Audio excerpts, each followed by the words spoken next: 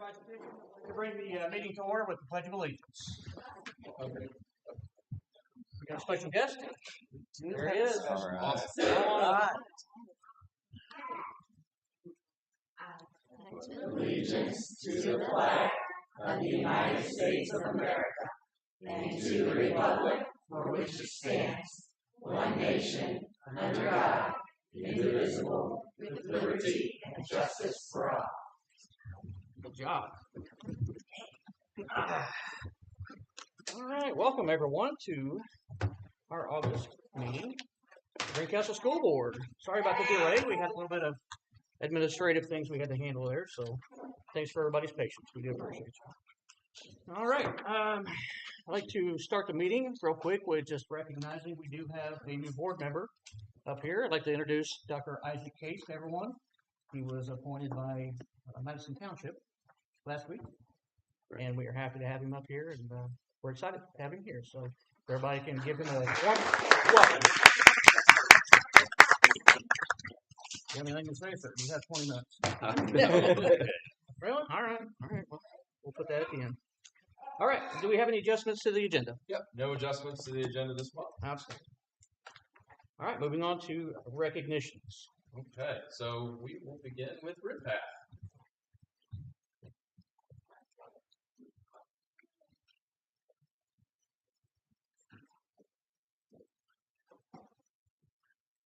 Hello, I have the pleasure of introducing Macklin Deer, a second grader at Ridpath, and she was nominated by Miss Clark, her second grade teacher, as our Student of the Month for the character trait of citizenship.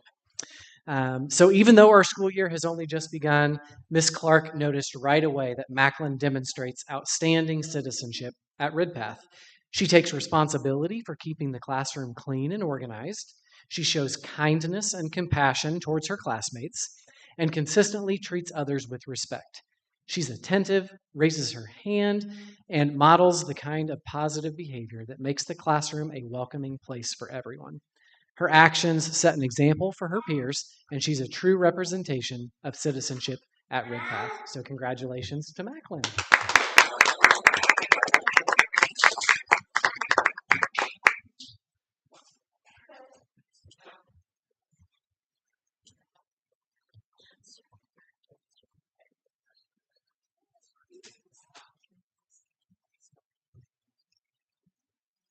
All right, so this is Dawson Miller, and he is a first grader at Deer Meadow. And one of my most favorite things about Dawson is that he 100% of the time has this beautiful smile on his face. So even if I'm having a bad day, all I have to do is smile at Dawson, and he can turn that bad day around. So Dawson was nominated for citizenship because he consistently demonstrates kindness, respect, and responsibility in all areas of the building. He treats his classmates and adults with courtesy, offers to help without ever being asked, and always includes everyone to ensure that they feel welcome. So we are super proud of Dawson, and he is a great leader in our building. So congratulations.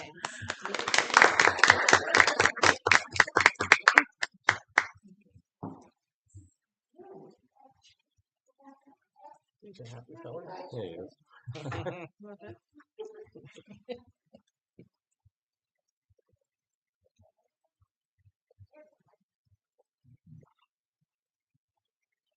So I am going to introduce Mrs. Copeland, who is going to introduce our Student of the Month from her classroom in 5th grade.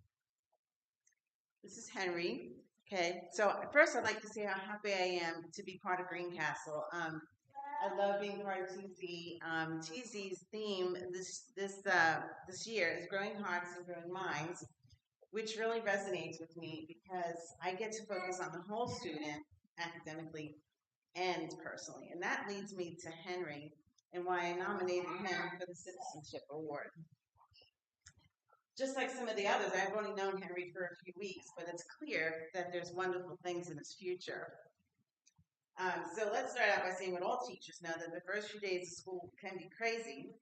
We're all overloaded with new information, and the kids are testing their boundaries. Really what they're doing is testing my boundaries, right? But not Henry. Henry took it all in the stride, okay? He really did. So from day one, I've seen Henry show maturity beyond his years by showing respect, kindness, and responsibility. This is demonstrated when Henry works well with his classmates, follows rules, and respects authority and participates in class. So it's truly been a pleasure getting to know him and having him in my class. Congratulations, Henry, you earned it.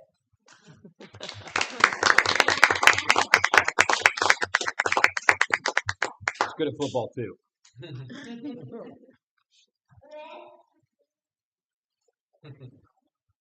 Very respectful young man. Yes, he is. Wow. And then our middle school student of the month was not able to attend tonight. It is Ramsey Rhodes, and he'll be here in September. And we'll be more than happy to honor that student.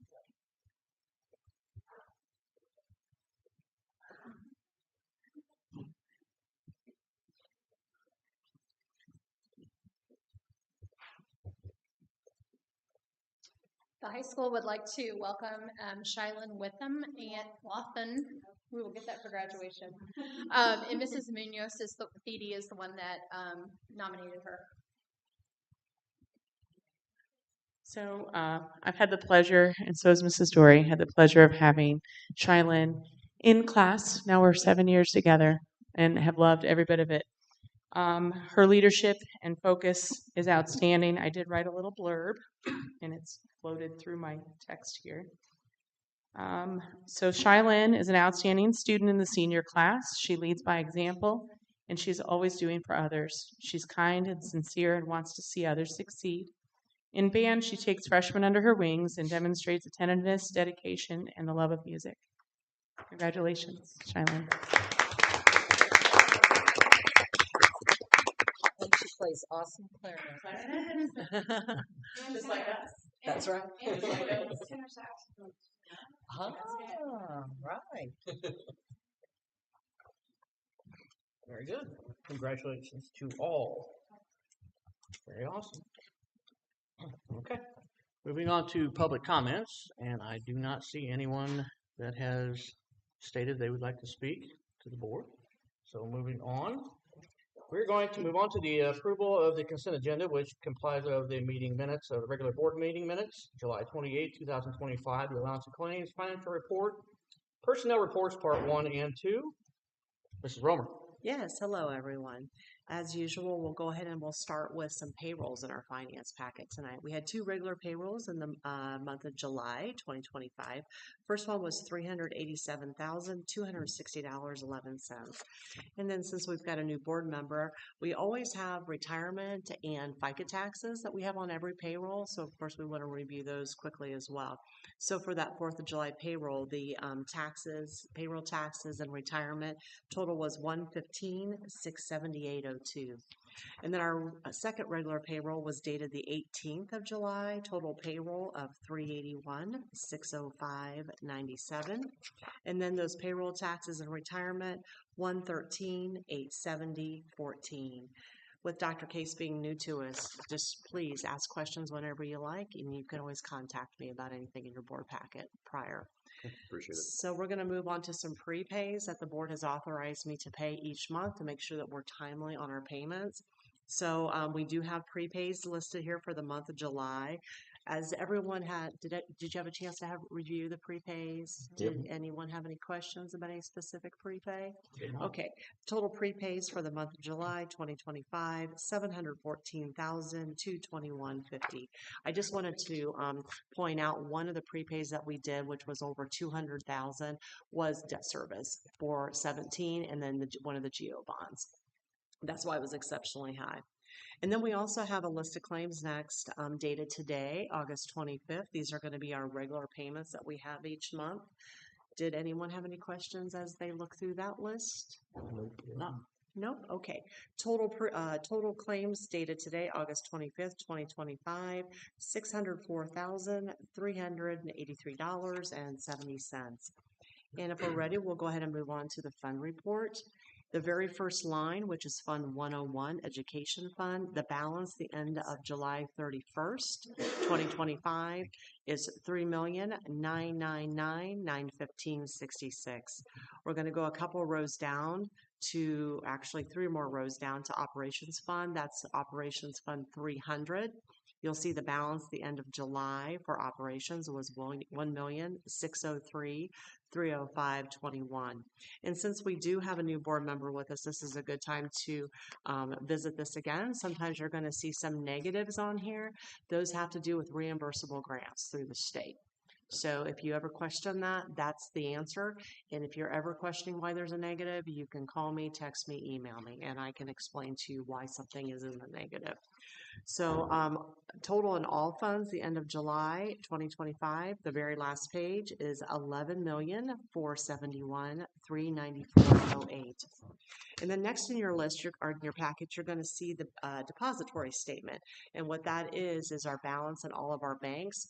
Always want to be in balance with all of our funds here at school. If they are not in balance, then that is not a good thing. You can see that our balance at the end of July 2025 in our funds was $11,471,394.08. And that was also the balance in our bank. So that means that we are in balance as of the end of July. Next in your package, you're going to see a fund transfer report. The board also gives me authorization to transfer funds from one bank to another to pay bills timely to make sure that we have adequate funds. You'll also see the education to ops transfer on here. And with it being the beginning of the school year, we're not seeing that school lunch transfer yet, but you're going to see that in August, okay? So those are going to be the things that you're going to see on that fund transfer report. So the month of July 2025, the total transfers from one bank to another, $687,537.50. And then finally, I'm just going to go through some bond expenditures here very quickly. We're at the end of the road on our bond 2021 and bond 2022. We review that every single month. There's a very minimal amount left in those funds. We will continue to monitor those and let you know if we spend anything out of that. But the one thing that we're still working on is that GO bond 2024. And the last couple of months we've had a new format, and you can see each month where we are on our expenditures, but it's also showing you our balance as of the end of July 2025. You can see I've got it highlighted there on the very last page. So did anyone have any questions about any expenditures out of GO 24? No? Okay. Well, pending any questions, I'd like to submit for approval. No questions. Any questions? No. Okay. Can I get a motion? Motion. Second. I have a motion and a second. Any further discussion? Hearing none. All those in favor? Aye. Aye. Any opposed? The motion will carry. Thank you, Ms. Rowe. You're welcome. All right. Moving on to the Assistant Superintendent reports. Mrs. McPherson. Thank you. Hello. Welcome, Dr. Fates. Thank you. Excited to have you with us. I am going to share with you our spring data update from our 2025 assessments, including state assessments and our building level assessments as well. I'm going to start first with our K2. You can go to the next slide. Thank you. This is our DIBELS assessment. So DIBELS tests our students on their foundational reading skills. And you can see our beginning of the year, middle of the year, and end of the year data for kindergarten, first and second grade. And we showed tremendous growth last school year. Our kindergarten and first grade both ended on an 89% proficiency rate. And our second grade ended on a 66% proficiency rate. So there was a lot of great things happening in our K2 with their reading foundational skills. Any questions about that? Yeah, can you go back for a second? Sure. So can you just explain beginning of the year why we start low, so low? It's this. I'm assuming it's the same test, and they're just not at that skill level. It is the same test, so they get tested one-on-one. A lot of it is summer slide. What we have seen actually though this school year is we have seen, what did you say, Mr. Roberts, almost a 20%? About 20% higher than the beginning of this year. Good. Than we have in the past. So we're seeing our students are retaining those things over that summer slide. Did we do anything different for that, or are we seeing anything, any correlation on why? So last year we did a lot of along with our 9 times. Students have been huge, given our ratios smaller of students to teachers, as well as just the intentionality of our instruction. So we're excited to see that carryover is happening in the summer. Yeah. With that. So, any other questions on that? Are they doing their tests now? Like, when will we know the beginning? They are, for this I think year? they're almost finished with all of Dibbles. They do that usually at the very beginning, like the first 2 weeks of school. And so I'll be compiling all of that at the district level in the next couple weeks. But yeah, I can share that with you where we are. Perfect. All right. So our iRead 3 data for our total 2025, we were at 94% proficiency rate, so that's super exciting. Last year we were at 80%, so we saw, I know it's not the same cohort of kiddos, but we saw a lot of growth. And again, I attribute that to the intentionality of our teachers, our schedule with the win time, and just the overall effort that everyone's putting forth into that. I'm excited to share just across the county. We were at the top. We haven't been there in a couple of years, so that's really exciting to share with that among our county cohorts. So can you share previous data when you send the rest of it to the previous data from this cohort, what they've done in second, first, Dibble stuff, just kind of see that growth in them? Yes, I can. Yep. If you want to go to the next slide, Corey, I can show you that. So this 3rd grade cohort, if you look at the second bullet point, so as second graders in 2024, we had 49 of them out of 131 pass as second graders. So when they went into 3rd grade in 2024, we were at 37% proficient on the iRead. And so if you think about going from 37% up to the 94% in that school year, like that is just phenomenal growth. And then that first bullet point are our second graders, so our current 3rd graders. When they took it in 2025, we had 96 out of 137 second graders pass this past spring. Some of them took it in our summer retake as well. So we're looking at 70% of our students are already proficient on the iRead, and they will not have to take it again. So that puts us just in an even better situation for our teachers at TZ. They can really hone in on that 30% of students who didn't pass last year and work with those skills intentionally on that. But that's just remarkable if you think about just everything that our teachers have done in 1 year. And so it's really exciting. Could you also include the breakdown for like special ed? Yep, I can send that to you. Thanks. No problem. Any other questions on iRead 3? Okay. We're going to go over to iLearn 3rd through 8th grade.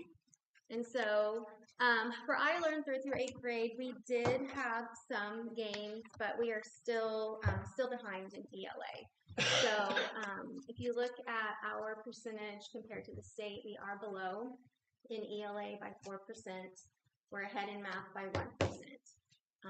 And if you look at us with the county, we are behind our county cohorts in reading. We're seeing the course for our math as a county cohort. So this is definitely an area that we're looking at, what we need to do with our intentionality of it. Where are those gaps happening, and what can we do to help those kids achieve that? If we go to the next slide, I can break it down a little bit more for you. So this is our ELA. In 2024, those were their scores. We were at a 34% overall. This year, we're at a 36%. So we did show some growth, a 2% growth. Again, not exactly where we want to be, absolutely not. But we know that there's growing that needs to be had.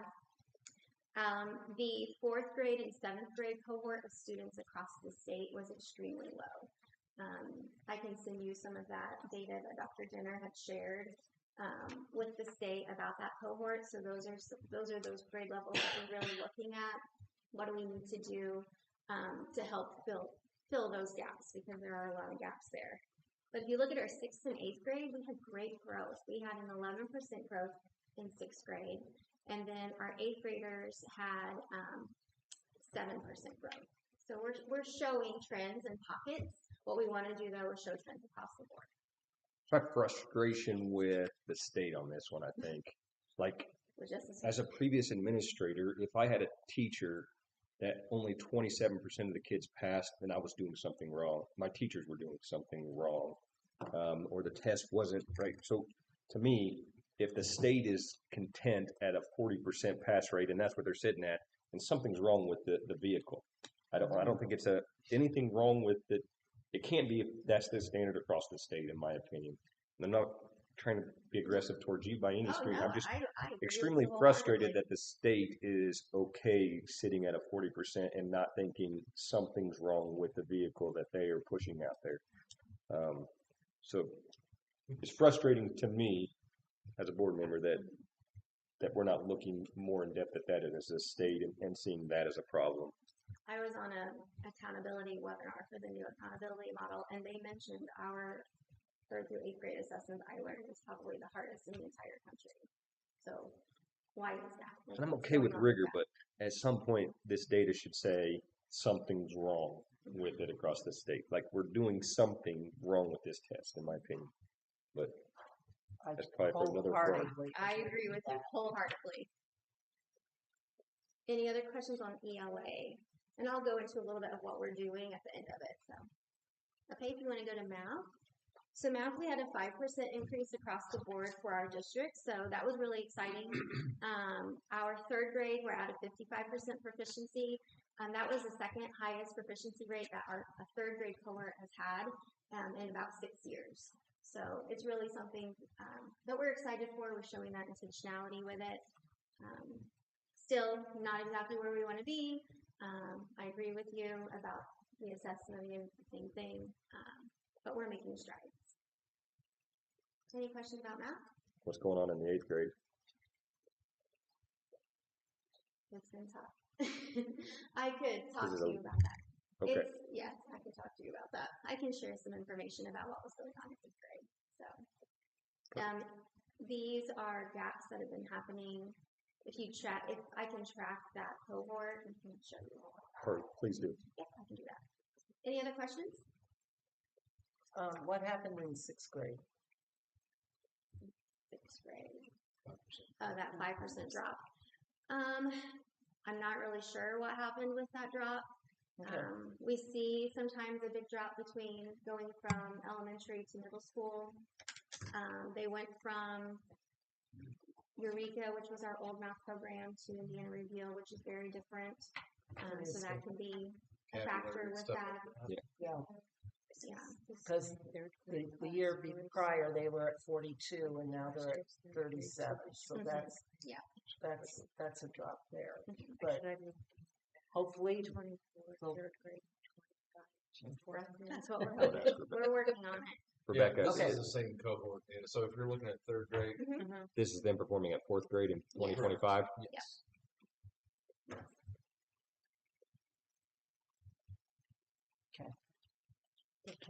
Yep. Any other questions on that? Okay. I'm going to transition to high school now with SAT.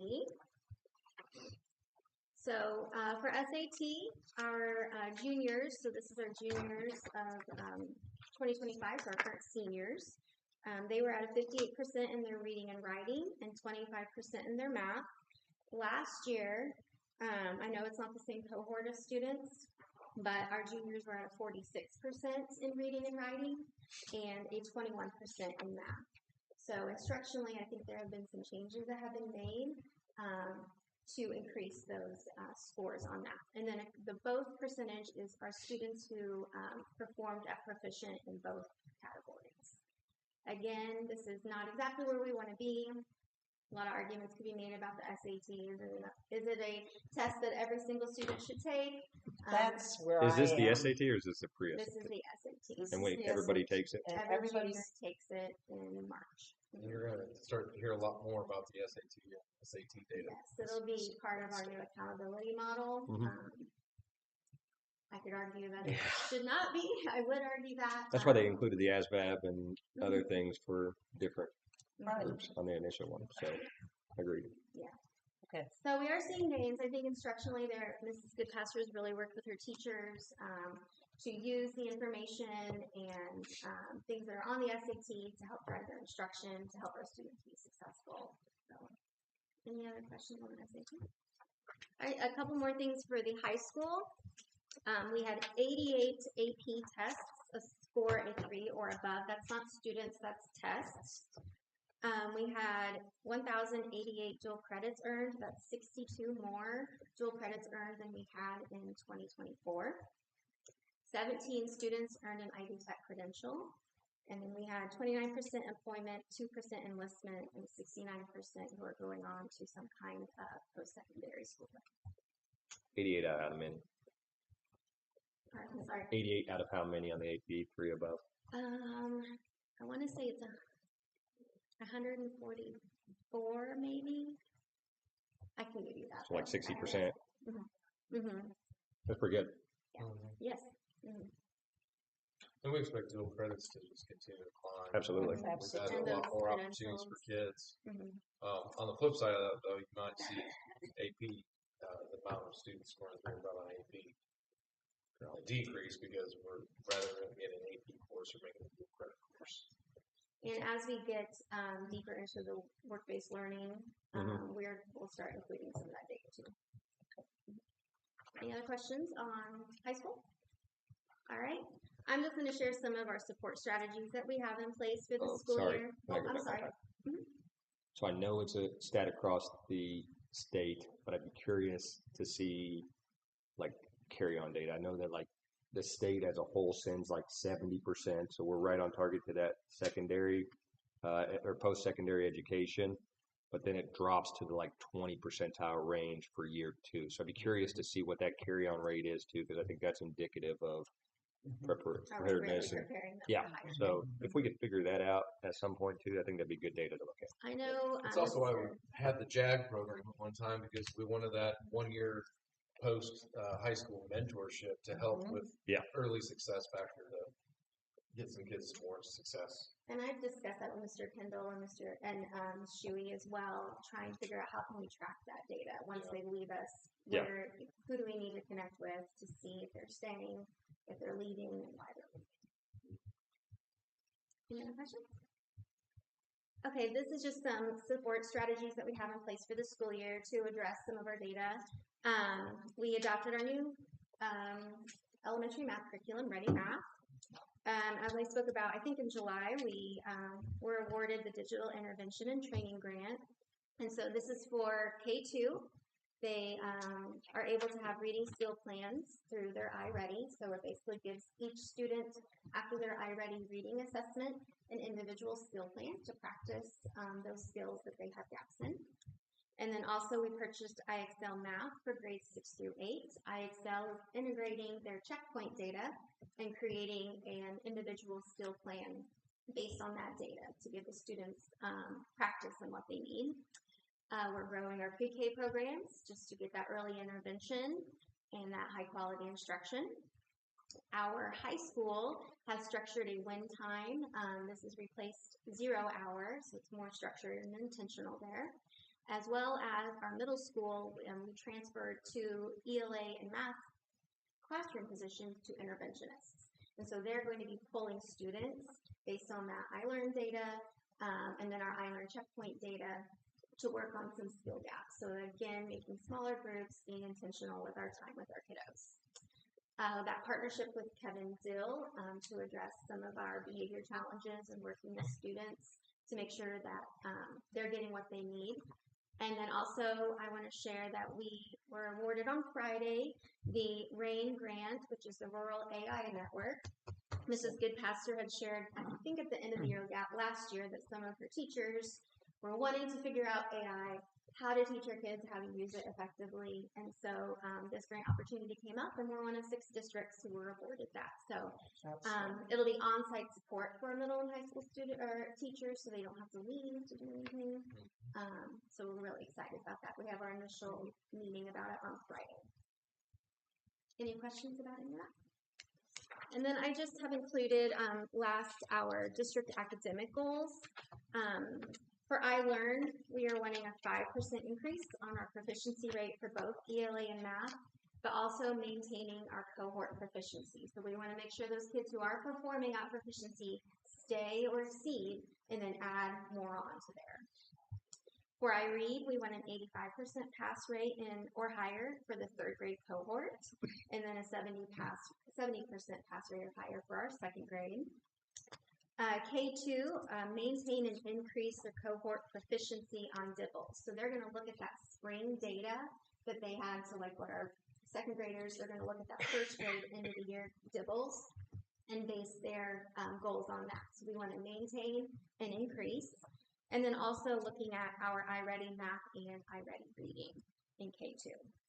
And then finally for high school, 95% of our students will earn the required number of credits to remain on track for on-time graduation. This is part of the new accountability model. Mrs. Goodpaster and her teachers have already started working on that. They did this last year, trying to track everybody's credits, figure out who needs help with that, and that's what part of that win time is going to be. And then also, since SAT is going to be a big part of that accountability, Mrs. Goodpaster and I spoke that should probably be one of our academic goals, however we feel about it, but a 5% increase on that proficiency for ELA. Any questions on that? Are we going to add goals off of the point system that they're trying to implement in December? Once we know exactly what it is, yes, that's going to be. We're going to use all those Attendance rate. rules to Yeah, make sure that we went. Once it's finalized, even though we're being judged on it this year, and yet the car is still being built. Yes. I just don't understand how they think that we can just do this Too much time till we get. in December. You and me both. But, you know, who am I? Are there any other questions? Thank you. That's all I have. Thank you, Mrs. Pearson. Great job. Thank you. We are heading in the right direction. Got a way to go, but we're going there. So, good news. Very exciting. Okay, moving on to the superintendent report. Mr. Givney. Yeah, just a few brief things this month, except a couple other items later in the agenda. But I did want to share that Becky and I, the building principals each month, we're conducting group walkthroughs at each of our schools.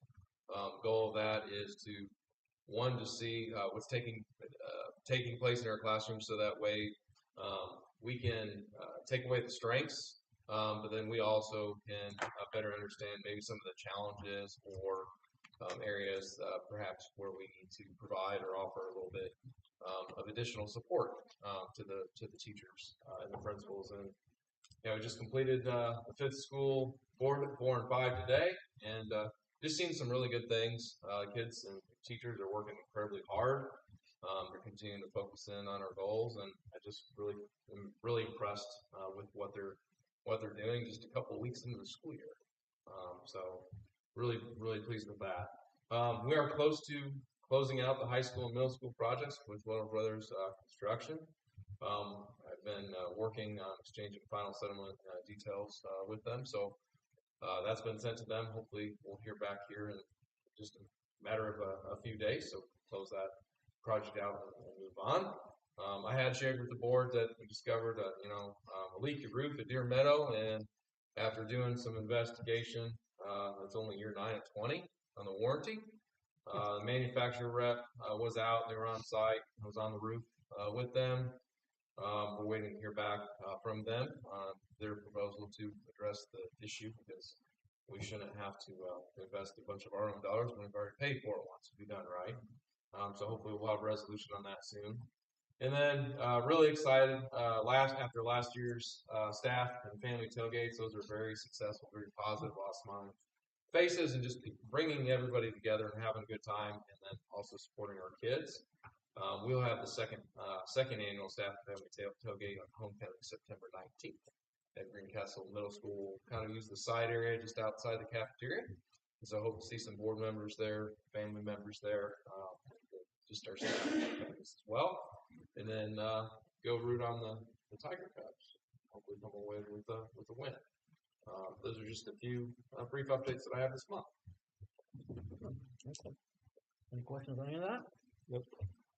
All right, thank you, Mr. Gibbon. Okay, moving on to old business. It looks like we have none. New business. All right, we have a public hearing for additional appropriation this evening. So I have a little bit of something I have to read here. Next item on the agenda is for the board to hold an additional appropriation hearing on the proposed bond proceeds. There will be an opportunity for the public to make comments about the additional appropriation of the board proceeds. The notice of this additional appropriation hearing was published as legally required. We will now open the public hearing. We ask that you state your name and address. Limit your comments to the proposed additional appropriation of bond proceeds. Keep any comments to 3 minutes and avoid being repetitive if possible. Is anyone here interested in speaking? Mrs. Goodpasture, I see you looking. Okay. Okay, hearing none. Thank you to all who participated in the hearing. We will now close the hearing and reopen the regular meeting. All right. We'll just move on to the next thing there, Mr. Gibbon. Yep. So we go through the motion here. Yeah. Okay. So just so you kind of understand what you're making motion on and approving. Right. So the school board must approve the appropriation of the bond proceeds to be spent on the project cost before any bond money can be expended. Unlike appropriation of tax dollars, this additional appropriation of bond proceeds is not required to be approved by the Department of Local Government Finance. And so with this project, we're likely looking at 2026. We wanted to leave a little bit of flexibility in there because our county has had a little bit of a history with fluctuating AV, and we wanted to leave an opportunity in there for should our assessed value grow like exponentially. But that has not been the case. Okay. Any questions? So this is to be clear, we're not passing anything like any bonds right now. This just gives us the ability to Down the road. Correct. Just making that clear. Yep. Okay. Could I have a motion to adopt the additional appropriation resolution? Motion. Second. I have a motion and a second. Do we have any further discussion? Hearing none. All those in favor? Aye. Aye. Any opposed? That motion will carry. All right. And then moving on to the final bond resolution. Could I have a motion to adopt the final bond resolution? Motion. Second. A motion and a second. Do I have any discussion? Hearing none. All those in favor? Aye. Any opposed? That motion will carry. All right. Thank you, folks.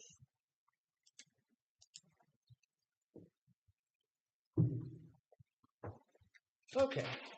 Looks like we have an approval request for permission to advertise the 2026 budget, CPF plan, and bus replacement plan. Yeah, Mr. Hill. Next slide, please. So as you recall, this time of year, we kind of give a review of how we build the budget and by sharing kind of a summary of it. So you can see in front of you our school district's primary budgeted funds: the education fund, operations fund, debt service fund, and pension bond fund. And why it has the big red X through it is we made our final payment, so that debt obligation is paid off. So you're not going to hear me talk about the pension bond any longer. Next slide.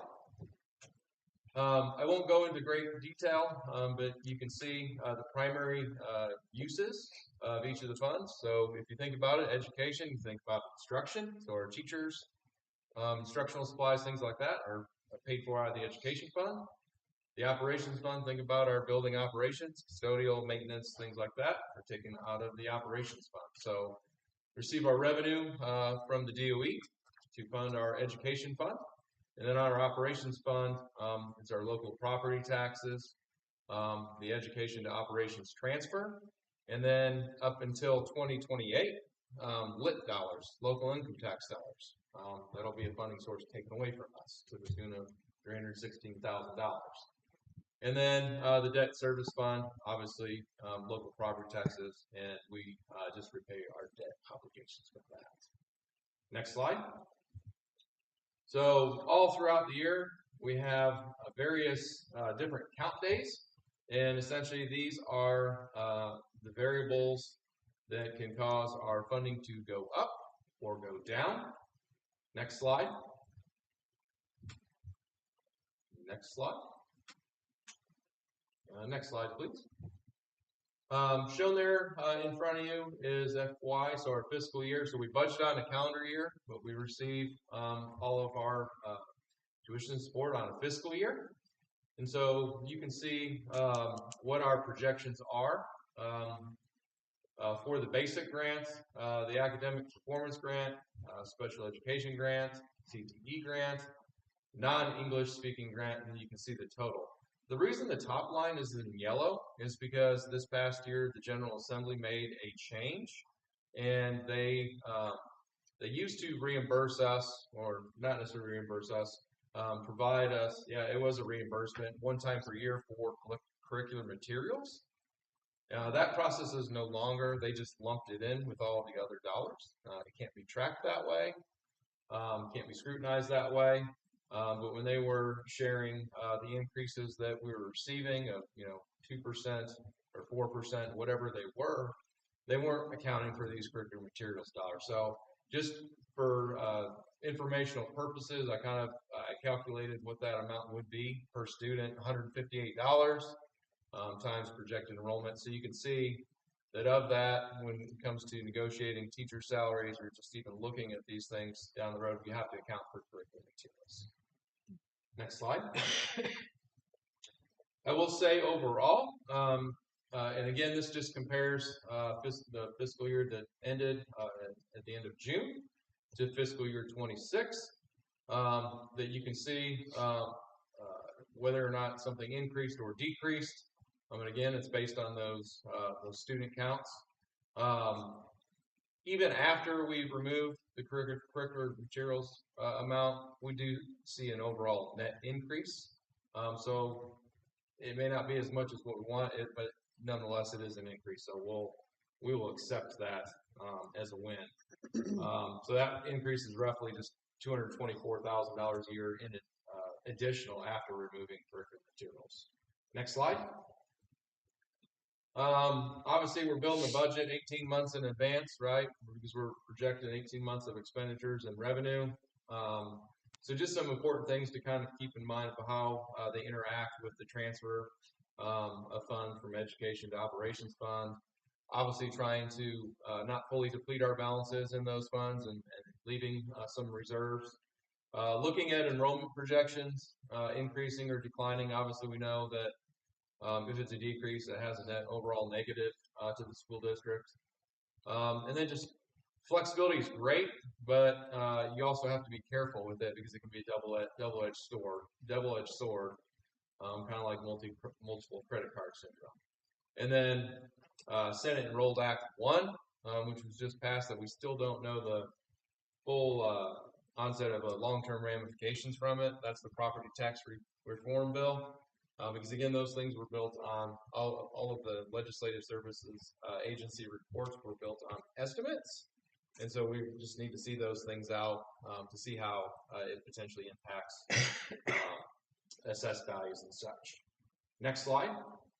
So since we have an appointed board, it's actually our county council that approves our school district's budget, but our school board participates in some steps along the way with our CPF plan and our bus replacement plan. So actually, it wasn't this week, it was last week. Mrs. Romer and I went to the county council and we shared this same information with the county council. And then obviously you can see the next step is to have the budget workshop tonight and approval to advertise the budget and those items.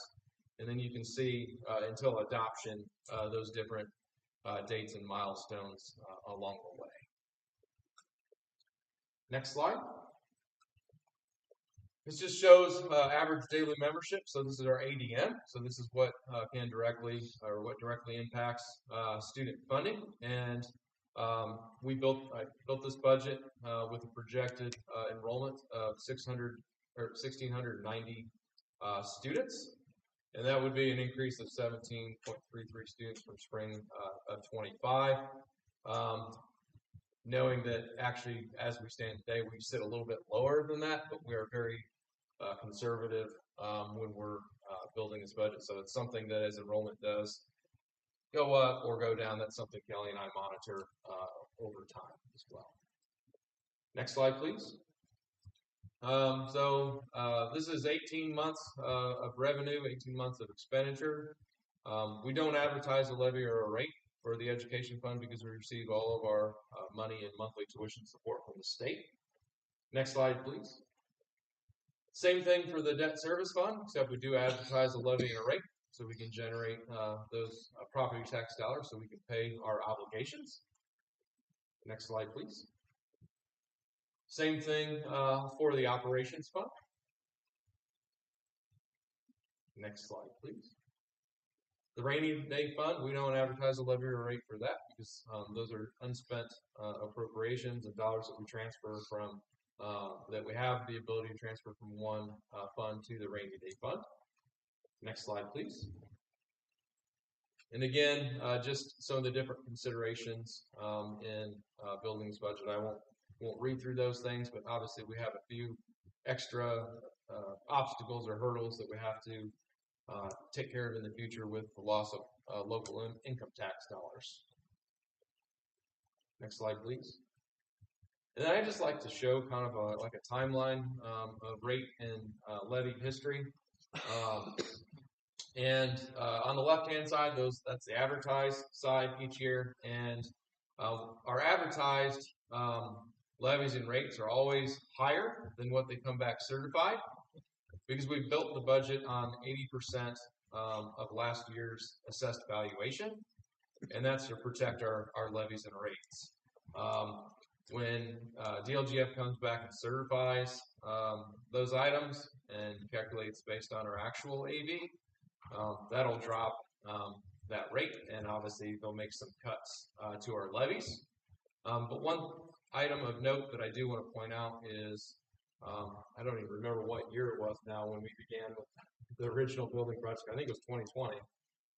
The original one. Yeah, 2020 is we made a promise to our taxpayers that we would do that project and keep our debt service tax rate neutral, meaning no increase. So if you do look on the far right-hand side, you can see 0.6199, 0.6199 all the way down. We've been able to do that.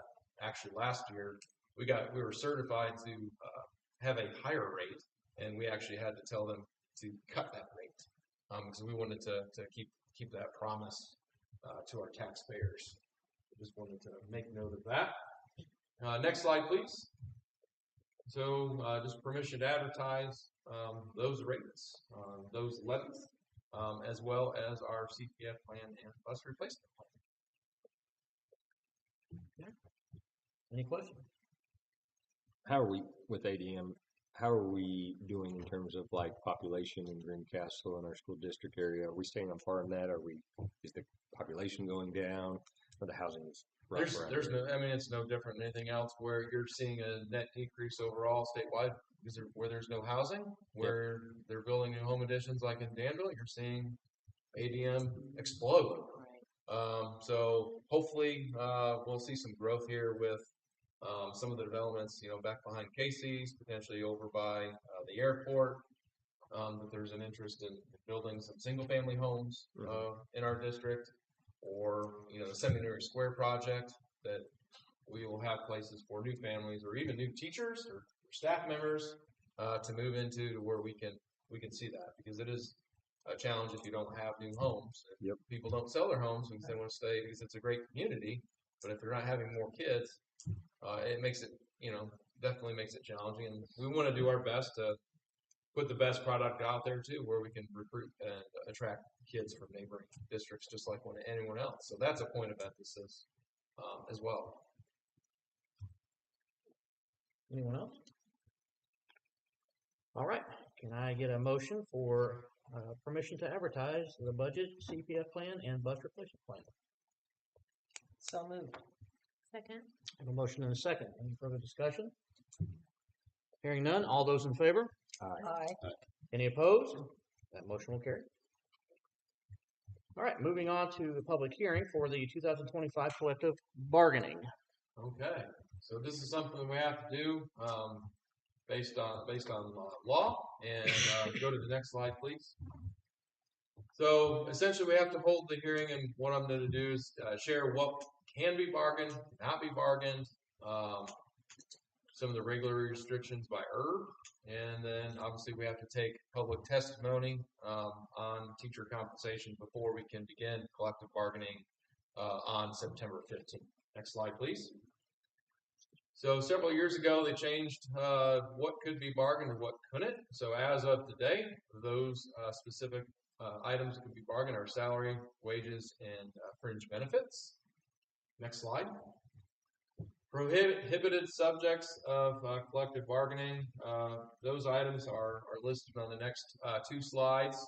However, I would like to note that each of those items we still have regular discussions with the association, because even though when that law was taken away, we believe in it's just good practice to work with your employee groups, and tackle any challenges or work through any concerns. Next slide. And the next one, please, as well. So this is the timeline for bargaining. Traditionally here, we don't really do a whole lot of pre-bargaining. It's kind of a time to organize and kind of wait to see where student counts and such are. Prior to first formal bargaining session, we have to have this hearing, is what we're doing tonight. And then on September 15th, we can officially begin. There's some other things that take place there. October 1 is actually the count day, and that's when that's what our funding for this first part of the year will be based off of. And then once we do negotiate, we've got a couple of dates set aside. I'll ask for a couple of board members to help with that process. I think it's October 20th and 21st. We have to lock down the dates with the attorneys and the association's representation. They're so busy traveling around the state and every other school district trying to settle. So we'll work to do that. I'll share more information on that with the board. But then once we do bargain and we have an agreement, at least 72 hours after, we have to hold essentially another hearing to talk about essentially what has been agreed to and allow the public an opportunity to comment on that. And then 72 hours after the TA meeting, sorry, I already covered that on the first thing. And then by November 15th, everything's due. So typically, we always meet that obligation. We usually are able to take care of everything before the end of October. Next slide, please. And then the other parameters. We actually can't agree to a CBA, a collective bargaining agreement, that is not compliant with ERB guidelines. I'm actually attending a seminar tomorrow on collective bargaining and any updates to that, because there are a few new things that we have to work through. And then obviously the new state law. So the state every 2 years does the budget. So we know that now. So for the next 2 years, we know what our funding is going to look like. And then obviously State Board of Accounts, and then also Department of Local Government Finance. Next slide. And then outside of any questions on that, we would open a public hearing for any testimony on that, and it should be limited to collective bargaining. Okay.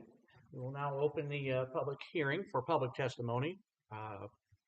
Again, testimony should be limited to the collective bargaining for this evening, and please be concise and cordial. We would appreciate that. It is open. Do I have any volunteers? All right. I take that as a no. All right. We will close the public testimony portion.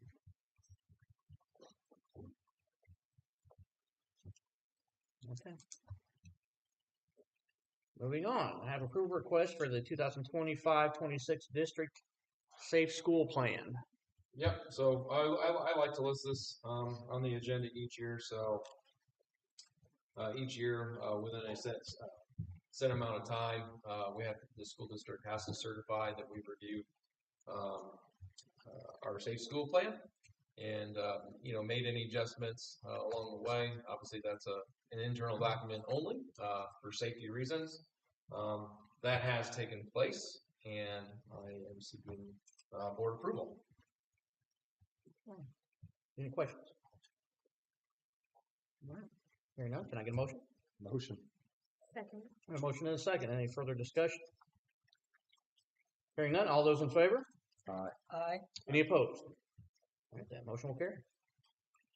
Next, I have approval request for grounds equipment. Yep.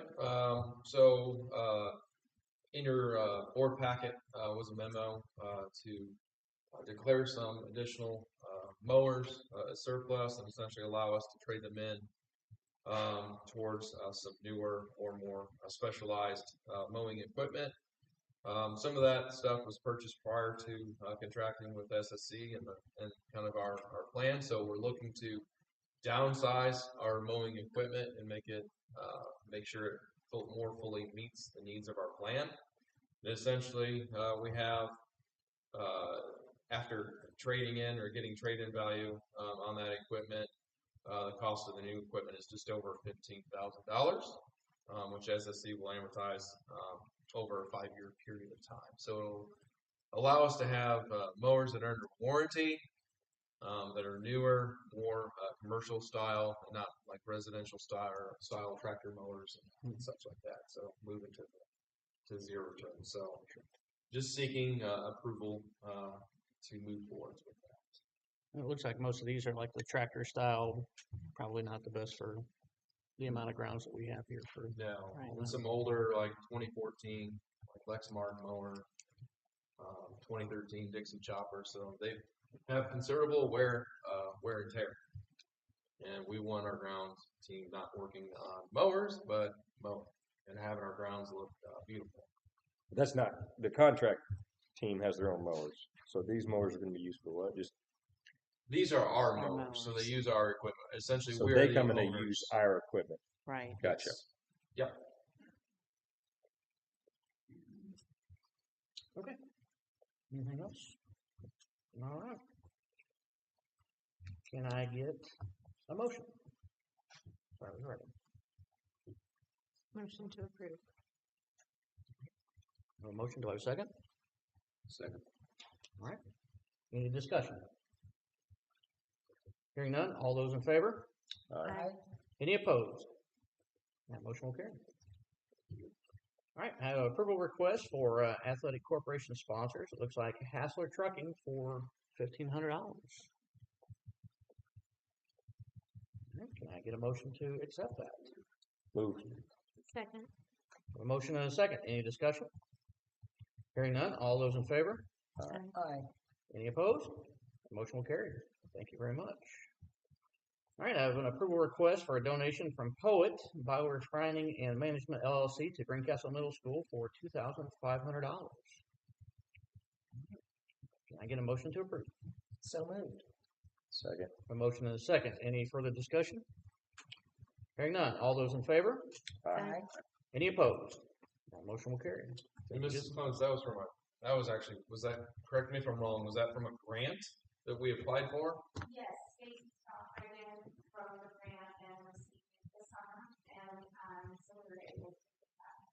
So does it have specifications on to be used for? In the realm of science and philanthropy type of initiatives. Great. Just wanted to make note of that because there was extra effort obviously put in. Yeah, for sure. Oh, wow. Well, That that's was a basic. grant, not just a donation. That was actually a grant applied for. And Yep. very cool. All right. Read these. Okay. We have an approval request for the second reading of the Neola Volume 37, Number 2. And I hear Mr. Gibbon is going to read every one of those for us I'm this not evening. reading every one of them, but this is the second reading and adoption this month. Obviously, most of the changes had to deal with obviously legislative session, and so every time at the end of that, we have a little bit of cleanup to do with our board policies, and so the updates help us be current, meet best practice, and obviously meet obligations of the law. And so it would be my recommendation for the board to approve those policies as presented. There's a lot of reading. Okay. Any questions on that? None. Hearing none, do I have a motion to approve? Motion. Second. A motion and a second. Any discussion? Hearing none. All those in favor? Aye. Any opposed? That motion will carry. All right, moving on to other business. So I'll just give kudos to the administrators, teachers for start of a great year. I love seeing the data that's going up, continuing going up, and the hard work being done. I love seeing Greencastle's name at the top of all data in the county. I just want to keep seeing that. So kudos to all of you in the hard work over the last year, and continue the good work. I wanted to ask, and I've heard that the IEP Yeah. fiasco is kind of like all over the state. Oh, it's terrible. And so I was wondering how we are supporting our teachers and in their efforts to get through this. So, because I just, I've heard horror stories. It's just the rollout and the implementation of Power School. It has a new platform. Is it GoodWorks or something? So basically, from what I understand, this is supposed to be so if students move from school to school, everything can follow. It's always been like that. But It's just, one company for another, but. Got it. And things that were promised, I believe, to the department that were not necessarily followed through with. So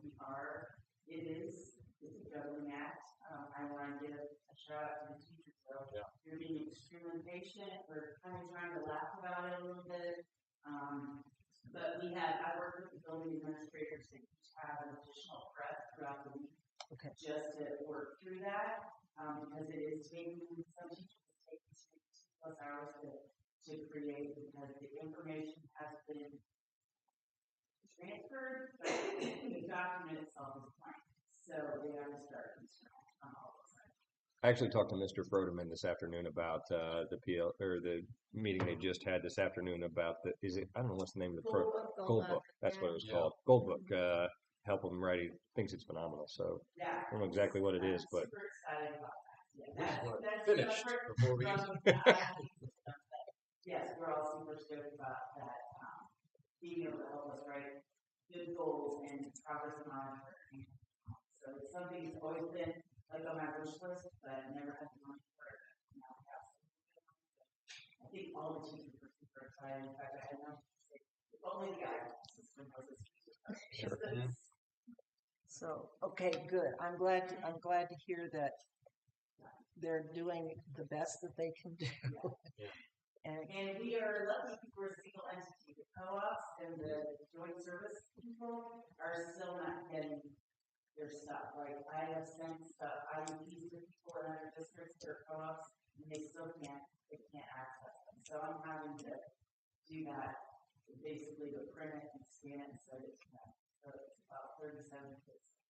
Oh, so there's a lot of time on that. okay. I was just wondering where we were in our process. So We've gotten our movements done. So September starts, our first Saturday starts. So okay. Get those accomplished and we'll be there all for the best. Making the best of the hands we were dealt. I just don't understand why they didn't I don't know, test this. Improve the system we already have, or Improve the system that we had, or test run, or pilot it first. Wow. Okay. Thank you. Anyone else? And I'll just share on next month's agenda. We're going to see under donation a project that we're wanting to complete: baseball, softball, batting cages back behind or in between those fields. We're in dire need of those spaces, and it's nice to have some help from some of our organizations to help fund that, and looking forward to adding those back there. Okay, very good. Before we go, I want to piggyback off of Mr. Beasley real quick with my appreciation of the staff. Just giving you and your team have just. I've been in the schools almost every day. It's been a great start of the year. As well as a big shout out to the transportation unit down here with just herding cats with the construction. Mrs. Goodpaster, we had meetings before the school started about the construction on Washington Street, how we were going to get cars going. Between the transportation department, I think the SROs, the city police, everybody, we've managed to figure out a system of herding everyone in and out of the parking lots before and after school to alleviate. And I think we've managed to not have a major catastrophe this year that could have happened. So kudos to all those folks that were involved with that. So thank you for all the hard work. Okay. Anyone else have anything? I did forget one last thing. All right. Looking to next month, honor Mr. Pierce for his time served on the board, and then we also have some teachers that retired last month. We'd like to bring them in and honor them and thank them for their service too. So just know that will be. We're working on those things before next month. Outstanding. Sounds like a great time. Okay. If we have nothing else, we have adjournment. Can I get a motion to adjourn? Motion. Second. A motion and a second. Do I have any discussion on that? Hearing none, all those in favor? Aye. Any opposed? Meeting is adjourned. Thank you, everyone, for coming. Thank you.